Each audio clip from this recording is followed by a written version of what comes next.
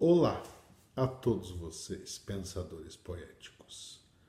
Eu sou o filósofo Luiz Gustavo Severiano e desenvolvo um tratado de filosofia, uma cosmovisão, que eu chamo de o Tratado do Pensamento Poético. Hoje eu trago para vocês uma grande preciosidade, uma magnífica preciosidade que eu achei. Os escritos do mestre Dogen. Mestre Dogen nasceu em Kyoto em 1200, no Japão. Ele é da escola do budismo, do Zen budismo. O escrito que eu trago para vocês chama-se A Lua numa Gota de Orvalho. Foi organizado e traduzido por Kazuaki Tanahashi. Mestre Dogen fazia parte da corte imperial no Japão, a partir de 1200, onde o Zen budismo estava em declínio, pois era um tempo de muitas guerras, muita fome e muita peste. Os budistas se perguntavam por que estavam passando por aquele momento. Por isso do declínio do budismo nesse tempo. Mestre Dogen perdeu os pais muito cedo, próximo a 8 anos, o pai, e próximo a 10 anos, a sua mãe. Quando aconteceu esse desastre na vida dele, ele foi atrás de esclarecimentos do porquê vivia essa questão. E então abandonou toda a corte que era lhe confiada.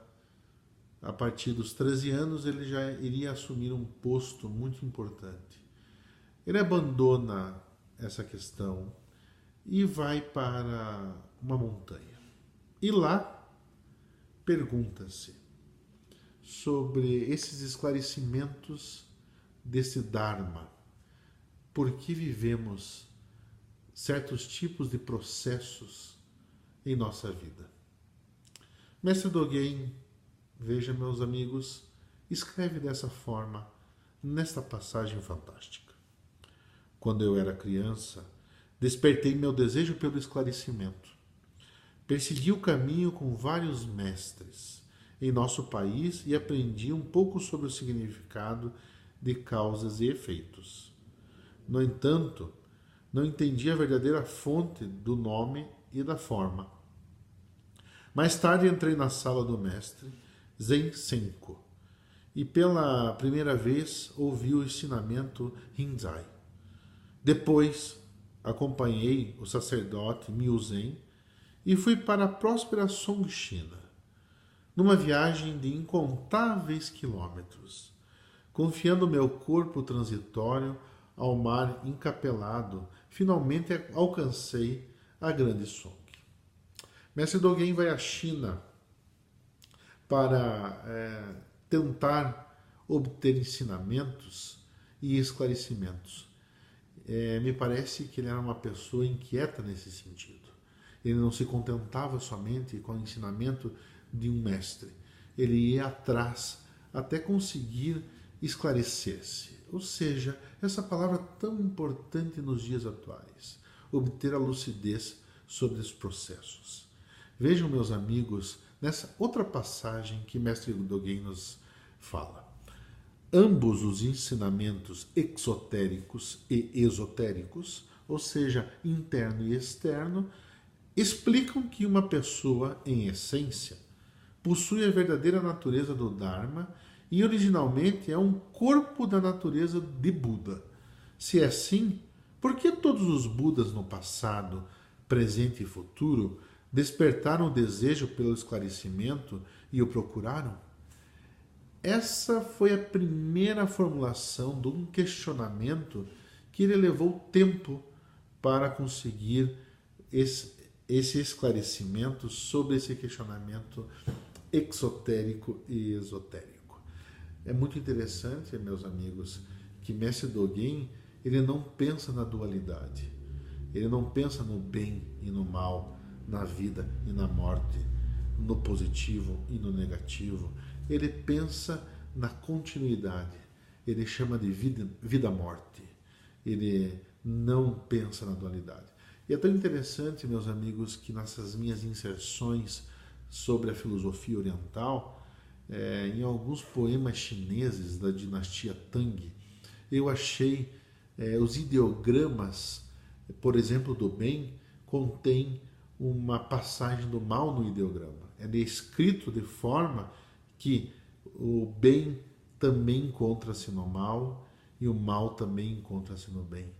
Essa maneira dualística que nós pensamos aqui no Ocidente é ensinada desde nós muito jovens, muito crianças.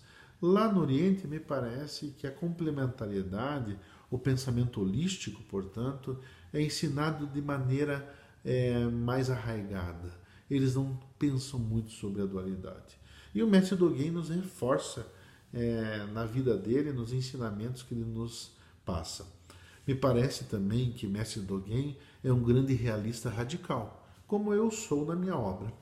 Um realista radical que desloca o processo do subjetivo para a realidade. Ou seja, a realidade existe, independe de nós, mas se impõe sobre nós, nós querendo ou não querendo.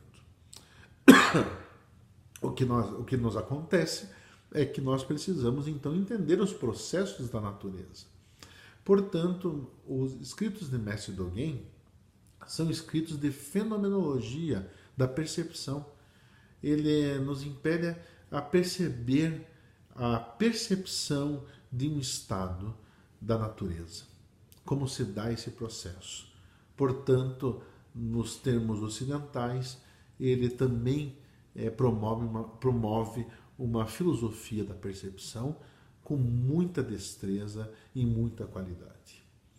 Vejam, meus amigos, que neste escrito, a lua numa gota de orvalho já nos revela o realismo radical, ou seja, a lua numa gota de orvalho, independe de uma consciência humana.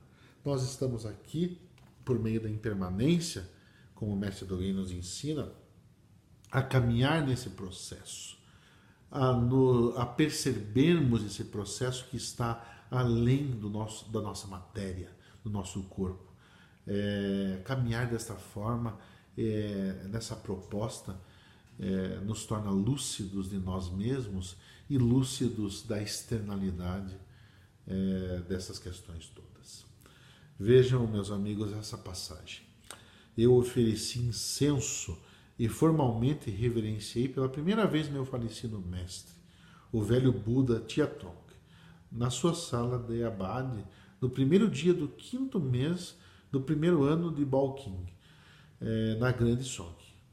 Ele também me via pela primeira vez. Nessa ocasião, ele transmitiu o Dharma, dedo a dedo, face a face, e me disse: o portão do Dharma da transmissão, face a face de Buda a Buda, ancestre a ancestre, é agora percebido.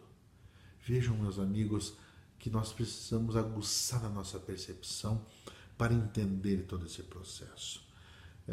Esse processo de uma passagem de ensinamento do mestre do discípulo para o mestre, do mestre para o discípulo. Essa questão tão necessária nos dias atuais, aqui no Ocidente, de perceber que num processo de construção de conhecimento existe o outro e existe uma tradição. Parece-me que nós perdemos também a tradição dos ensinamentos. Eu luto para voltarmos com essa questão.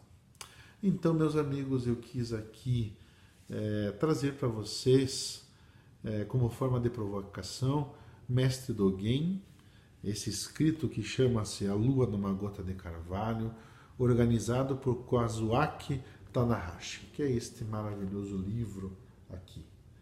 É fantástico. Eu gostaria muito que vocês pudessem ter acesso a esses ensinamentos, a esses mestres que nos ensinam. Eu fico por aqui com essas pequenas inserções. Desejo a todos vocês paz e que o caminho seja de lucidez. Um beijo e um abraço a todos vocês.